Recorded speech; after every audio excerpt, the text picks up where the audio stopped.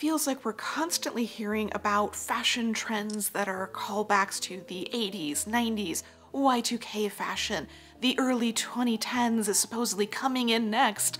And it feels like we're in this constantly speeding up trend cycle. We spent 10 years in the 80s before, now it's only 2 years. The reality is that the trend cycle doesn't work quite like that. There definitely is a trend cycle, and we can see things repeating over and over and over again. But it's not due to fast fashion. It's not speeding up because the production of our clothing is speeding up. There's a lot more to it than that. But it can get really complicated to talk about trend cycles in big, broad strokes. It's a lot easier to look at a few examples that show us the types of trend cycles that we might commonly see. So I figured today we could take a look at some of the current trends to understand how they have recurred throughout history and what we can learn from their trend cycles. And in fact, the trend cycle does go back really far. In my last video about thrift shops, I talked about how they gained popularity in the 1970s, in part due to the vintage trends for the 1920s and 30s.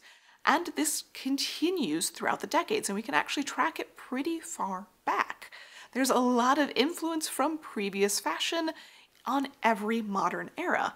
However, it shows up in different ways at different times depending on what we need. We don't take the entire decade, we don't even take an entire year of fashion and transpose it. We're picking and choosing the parts that we like. So when the 80s was trending a few years back, it was trending in terms of its color schemes and its patterns. But even then, it wasn't from the entire 80s, it was from a very specific version of the 80s that we really liked the aesthetics of. It was one specific style. Not everyone dressed that way, not everyone wore those colors, and they weren't trending for the entirety of those 10 years. We picked out the parts that we liked and identified with and felt like we could incorporate into our current ideas and fashion. And that's what we have been consistently doing for centuries. So even if we can't predict what fashion will be in 5 years, 10 years, we can help to understand why we like it right now. And again, the answer is not fast fashion. We aren't producing styles at a faster speed. We're just making clothing and replicating the styles that are coming in at a faster speed. The ability to send things via email, to have things rendered up on the computer, and to very quickly source materials and go into production means that stuff can get produced very quickly. But fast fashion is generally not creating the styles, it's just mimicking them.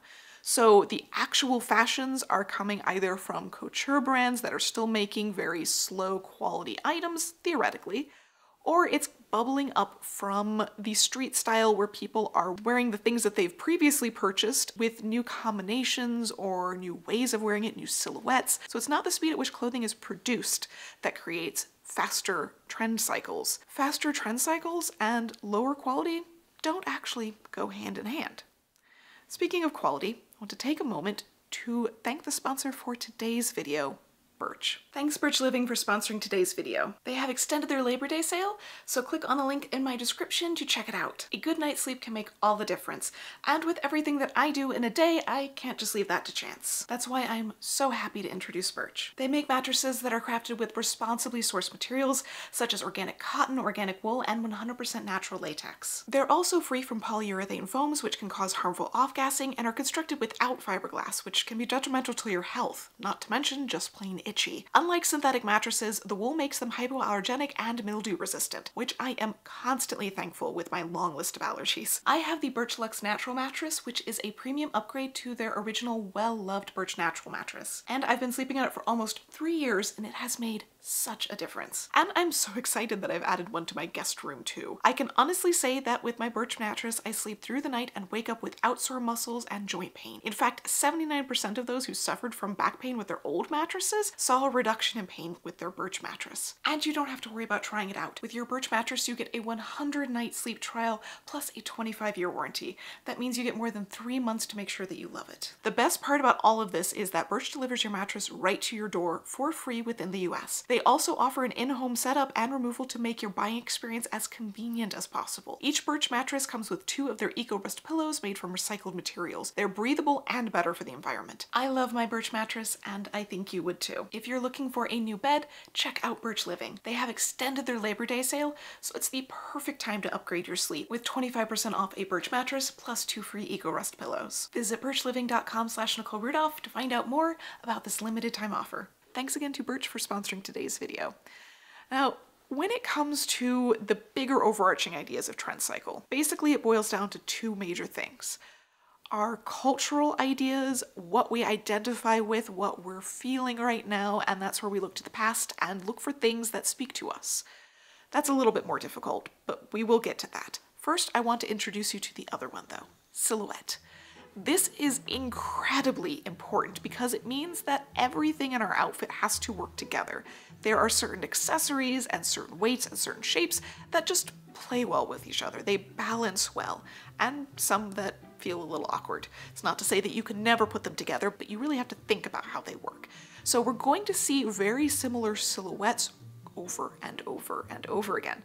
A really easy example of this to see is in sleeves. There's actually only a few sleeves out there when you boil it down to the basics. That is an arm-shaped sleeve, whether it's completely straight or slightly angled, whether it's really fitted or a little bit loose, it's arm-shaped. Next, we have fullness up at the top of the arm, which can be a variety of different puffy sleeves or ruffled sleeves or shoulder pads. We can also have fullness at the elbow, which can be from a deflated puff sleeve that ends around that point, or from a longer flare sleeve, or even ruffles at the elbow. Then we have the fullness down at the wrist, which is where we get the long flares or the bell sleeves or really big oversized cuffs, that sort of thing. So the weight is going to go somewhere or not at all. That's really the only option. Our sleeves are going to inflate and deflate. So theoretically, if we boil it down to those basics, we should be able to create a visual forecast of how this repeats over and over and over again, because every few years we will transition from one style to another, and we have been consistently doing that for a very long time in history. The problem is, though, that it's not consistent about which direction each one of those goes. When one ends and another begins, it's not always in the same pattern. And this is in large part due to the fact that the sleeves are not leading the fashion, and they aren't working independently of it. They are working in tandem with the rest of the silhouette. Those giant puffy sleeves from the late 1980s and early 1990s don't work on all silhouettes. They work better on very specific ones, whether it's a certain length of skirt or a certain shape of trousers or a fitted bodice versus an oversized one. There is going to be a way that it balances well, and so we're going to see that silhouette occur over and over as we head backwards to find more giant puffy sleeves. So the 1930s, similar silhouette to when it was popular in the 1980s.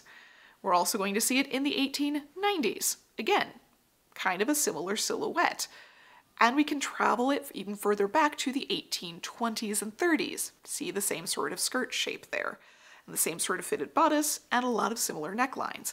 We can even travel all the way back to the 1660s and see puffy sleeves there with a fitted bodice, a bit of a bell shape or trapeze shape to the skirt, and a little bit of a broad neckline over and over and over again. There is just a shape that it really flatters and balances well with. But this means that the sleeve silhouette is going to follow the rest of the silhouette. It's not leading the charge. So let's look to a different trend that might be a better example of something that would lead the silhouette. And that is flares, or bell bottoms, actually, as they have been known for much longer, but the flare shape, which is present not only in pants, but also does show up in skirts. I'm going to stick to just the pants for today, though. So this seems to be coming back. Not that it's really entirely gone, but in terms of what you can find when you go to the regular stores, flares haven't been really popular since around the Y2K point. Yes, there have been boot cuts around since, but that was really the last peak. We haven't hit another peak with flares yet, but it is kind of incoming because we had skinny legs for a while and we've had wide legs now for a little while. There's only so many variations we can come up with. We've even tried more puffy, rounder pants. Not everyone likes those, and we've also had those for a few years, so what else are we gonna do? And I'm definitely seeing more and more evidence of a big return for that. So we can go back to the late 1990s and see massive flares there. The rest of the silhouette either very boxy or very fitted on top. Sometimes you will see flares in the sleeves or flares at the bottom of the tops, but you won't necessarily see the flares paired with those giant puffy sleeves. It would be possible, but would definitely require a careful touch. So the Y2K version of flared pants definitely came with a common top style. And if we travel back to where the inspiration for that round came from, we knew at that point that it was inspired by the 1970s, or at least that was the version we were told we were doing. Reality is, bell-bottoms started up in the late 1950s. I found examples far back as 1957-58. And they start becoming pretty prevalent in the early 1960s. There's a lot of extreme examples. They take off in general fashion though, 1965 range. And they don't really entirely go out until later in the 1970s. They sort of change shapes, whether they're really fitted up top or a little bit more loose. So there's not just one style of bell-bottom. Through that entire 15-20 year period, there are variations on it that feel a little bit different, but consistently throughout, the types of tops that you will see, again, are fitted, boxy straight lines, or with a little bit of flare. So silhouette is consistent with that. Now if we move backwards again, the time before that, where flare styles were really trending, was actually in the very early 1920s. This is a period for bell-bottoms I think often gets forgotten. You might have noticed I mentioned earlier how the 70s had a 20s trend, and we're gonna keep seeing that. So in the early 1920s, there was a very sudden trend for just a few years, much like the flappers, for young men to be wearing extreme bell-bottoms. And there are actually references to the fact that they would, yes, cut open the sides and put in gussets, colorful fabric there, so they weren't doing this subtly. There aren't a lot of pictorial examples just because cameras weren't as prevalent at that time. There are some satirical examples. When you look up flappers, you can find them occasionally. Most of the references I found were in text talking about bell-bottoms being worn by a specific type of fashionable young man called a cake eater. From what I can find, this is in reference to the fact that they would frequent tea rooms in the afternoon. There are a lot of other names for fashionable young men during this time, including lounge lizards.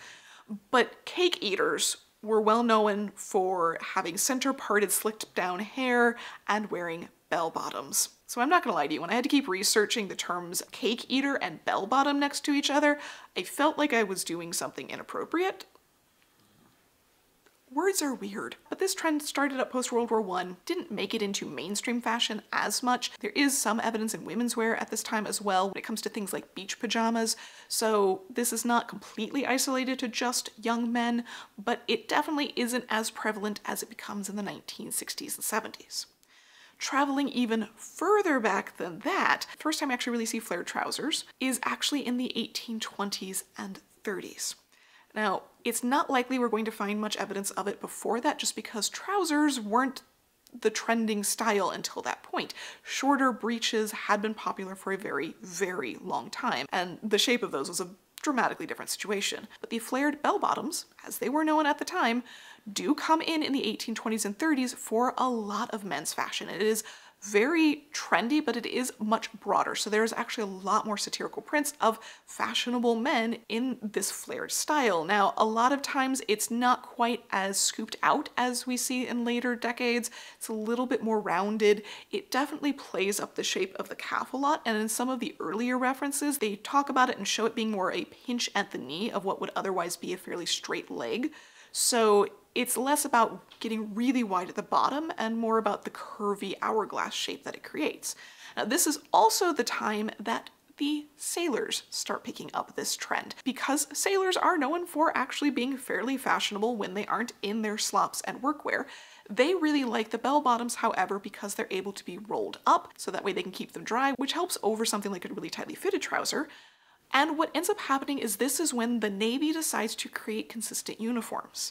So this becomes codified as part of the sailor's uniform, and that stays with them throughout the 20th century. There's actually a brief while in the 1970s in the US where they tried to get rid of bell-bottoms for enlisted sailors, and there was a big deal over that. And they actually returned the style only a few years later because they are just functional. Now, this is a silhouette that we will see repeated over and over through time. It definitely has a trend cycle. Now, as to why this shape, this silhouette, comes back in over and over again is partly due to the fact that, again, there are only so many variations on this, but you might see an uneven spacing of it because we'll go through other styles and go back and forth a few times before we get back to flares. The flare shape, though, tends to be a little more showy. Even though the sailors have practicality to it, for the vast majority of us, it's not the most practical. Even in the 1920s, apparently, they had the same problem that I know everyone in the 1990s had, which was the fact that you don't want to make these too short, but if they're just a little bit too long, they drag on the ground, they get eaten up in back, and they get wet really easily. So they are not always the most practical shape, but they're fun, they're showy, they feel youthful. And when we think of eras like the 1920s, the 1970s, the Y2K era, it's a very youthful fashion style. So that gives us some evidence that maybe silhouette can be tied a bit to our cultural ideas as well. Another example of how that works comes in the format of Mary Jane shoes. So Mary Janes, definitely trending right now. They are defined by the strap that goes across the top of the foot that either buckles or buttons. Usually, however, there's more to the shoe than that. They are most often found in round or square toes, lower or at least chunkier heels. You aren't really going to look at a pointed toe, high heel stiletto with a strap and think Mary Jane. It's not just the strap. So where does this come from and why does it always tend to work together? Well, we're also going to find that it tends to pair up with that more youthful style. So we can head back to a little bit earlier in the 1990s, before Y2K fashion. Mary Jane heels were really in, along with things like miniskirts and shift dresses, that sort of shorter A-line style. We can travel even further back and see it again in the 1960s with very much the same fashions, the same silhouette, a lot of the same feel to it, and we can travel even further back again and go to that mid-1920s point where you will again see short hems, very shapeless A-line fits to everything, very almost childish, rather than say the teenage youthfulness that we might associate with the 1970s. Almost has a school uniform feel to it. And there is a reason for that. Mary Janes are actually specifically named after a character from a comic in the early 1900s. And that is the Buster Brown comics. So you can see the character of Mary Jane wearing what we now call Mary Janes. They were just children's shoes at the time. It was a really practical shape and style for children's shoes, easy to wear, the strap goes across the foot to help hold them on, put it with a little pair of socks, and they have a very functional but very fashionable style for children. And Mary Janes don't stop being children's shoes throughout the 20th century. You can still find them a little bit today, but there's so many other options. And so it's going to be really hard to completely divorce the concept of Mary Janes and a very almost childish trending youthfulness. Not to say that it's inappropriate for adults to wear by any means. They're incredibly functional, but the style of them fits best with things that also carry that essence to them. They are not adult, sexy, aggressive styles, and pairing it with that sort of clothing can sometimes feel a little unbalanced. Instead, we're seeing them, again, trending with that younger style, that 1960s twiggy look, that 1920s boyish style. That is what we see repeating over and over again. And if anything, the fact that we've got flares coming back in and Mary Janes and other styles that are associated with more youthful time periods might be evidence that we're looking for fun in our fashion. So going further down this path in the concepts of our cultural mindset affecting what exact years and styles we're picking out in order to reproduce in our own versions, we're going to look at suede. It is definitely absolutely everywhere right now, but it is a little bit different than our previous options because it is not a shape. It is a textile. It's technically a leather. More specifically, it is a leather that has had the outer skin removed, so it's just the flesh portion. And this creates a very soft and supple leather, which today has a reputation of being very difficult to care for. It's expensive, it's not necessarily fragile so much as just not able to deal with the weather. You have to put a lot of effort into it, a lot of care into it.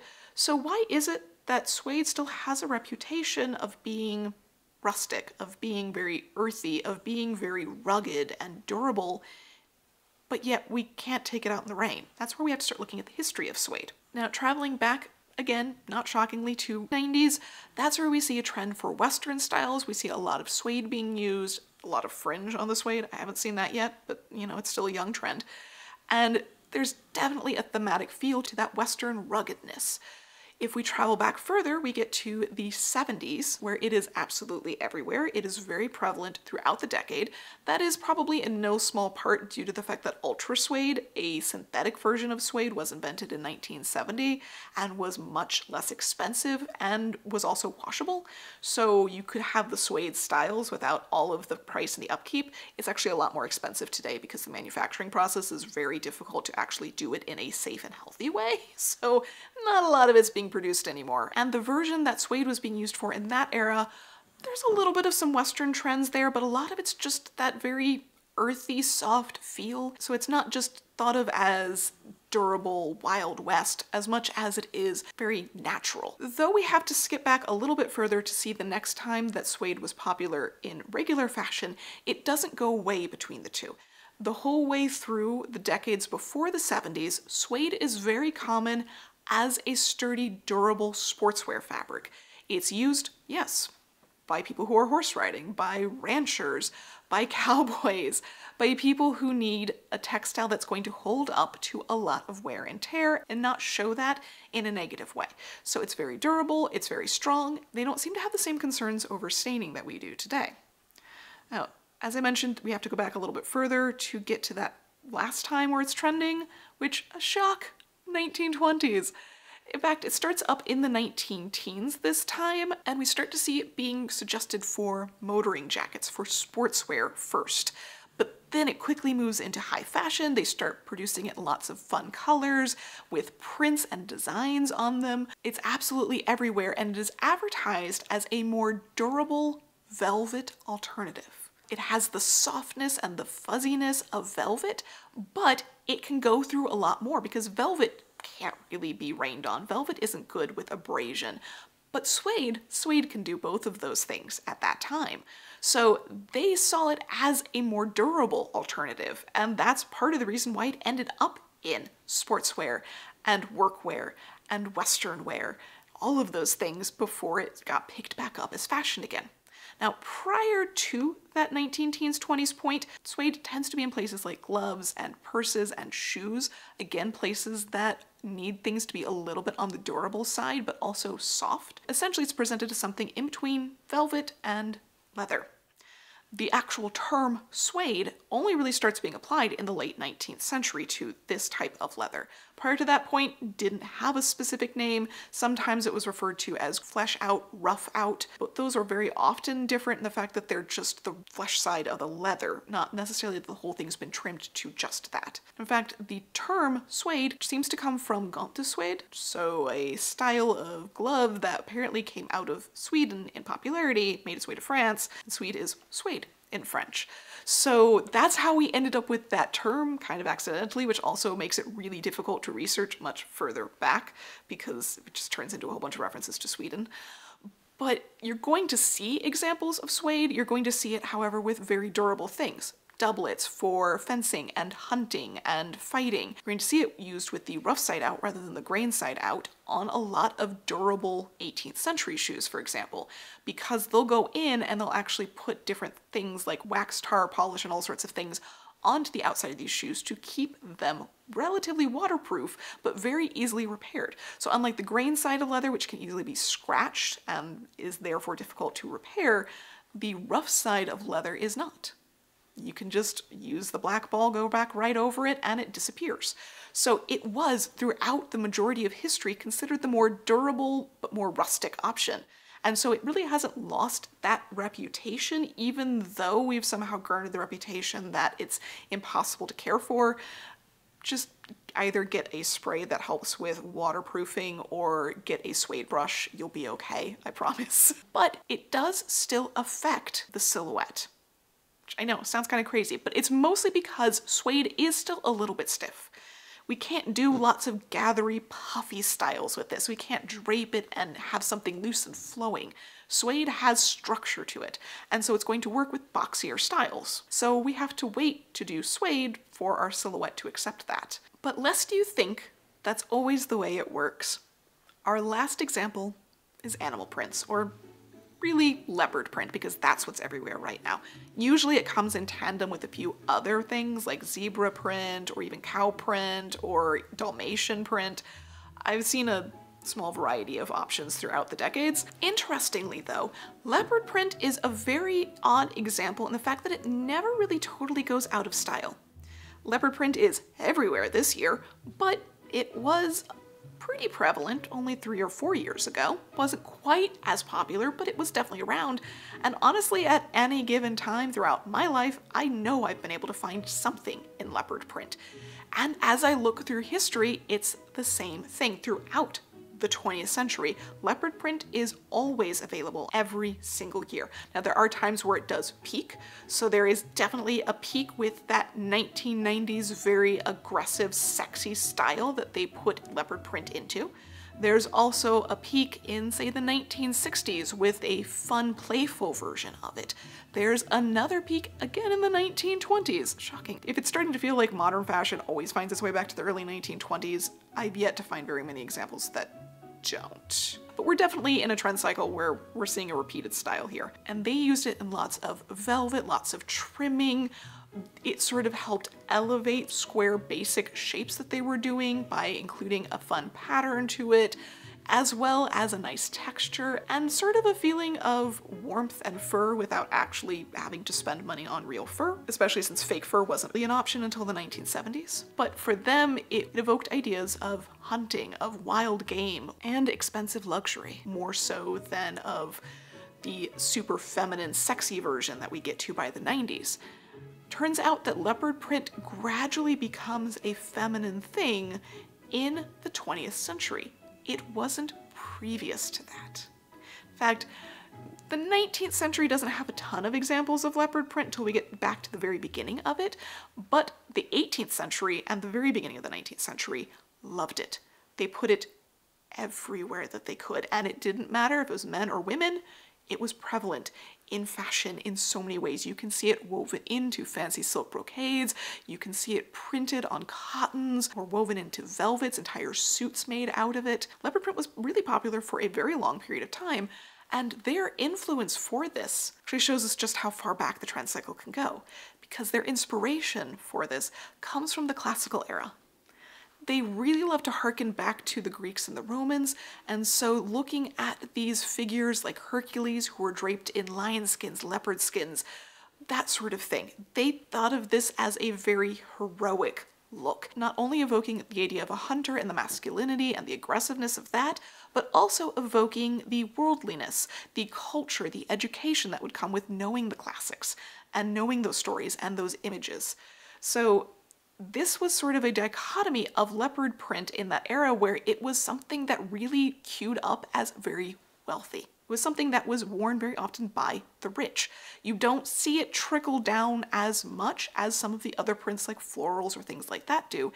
It seems to really show up in a lot of portraiture and in a lot of satirical prints of overly fashionable people trying to appear very wealthy, but sometimes stumbling while doing so. So it is definitely a look at me type of print. It is very flashy, it is very showy, it makes you think of something very expensive. And this is what transitions well into the 20th century, but won't transition well to men, because men in the 20th century don't generally have the look at me attitude that they did in the 18th century. They don't want to show off in quite as flashy and showy of a way with their clothing. However, women tend to. That becomes the era where we have really established the concept of fashion is feminine, fashion is for women, even though fashion is for absolutely everybody and we all wear clothing. But leopard print coming back in that time period is just not going to work for men in the same way. They don't want that same flash and pizzazz and showy look to it. So women pick it up and it becomes a very feminine concept. This becomes a great example of how it's not actually influencing the silhouette, because we can fill leopard print in on anything, and we do. Hence why it is consistent throughout the 20th and into the 21st century. Leopard print doesn't go away, but the silhouette that it is on makes a really big difference in how we view it. Whether it is playful and fun, or luxurious, or very sexy and aggressive, it's going to change depending on the silhouette and the rest of the clothing. So leopard print is very malleable, no different than floral or any colors that we choose. This can be adjusted by the silhouette and by the other aspects that it's around. So leopard print doesn't really exist on the same trend cycle because it takes on whatever cultural aspects it's bound by. So what the silhouette is, what the other textures are going to affect the way that we see it. So overall, when it comes to trend cycles, the best thing we could possibly track to see the future would be the silhouette. We can fill it with whatever we want. We can put a lot of embellishment or make it very plain. We can make it in different textures and prints. We can layer it up in different ways, but the silhouette tells us a lot about what we are harkening back to in order to balance the details that we like that give us the feel that we're looking for. The thing is, though, we can only predict so well where our culture is headed because things like COVID happen, and where we were headed fashion-wise in 2019 completely derailed.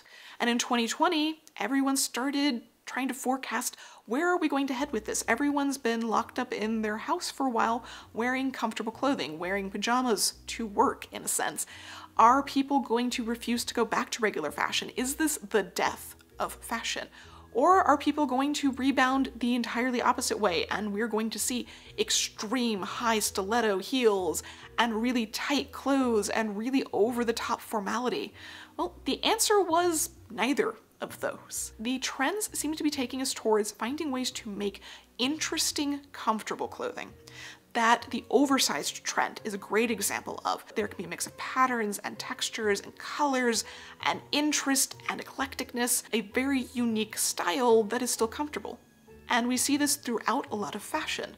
In general, garments are a lot more comfortable than they were, say, in the early 2000s, but they are a lot more creative and expressive.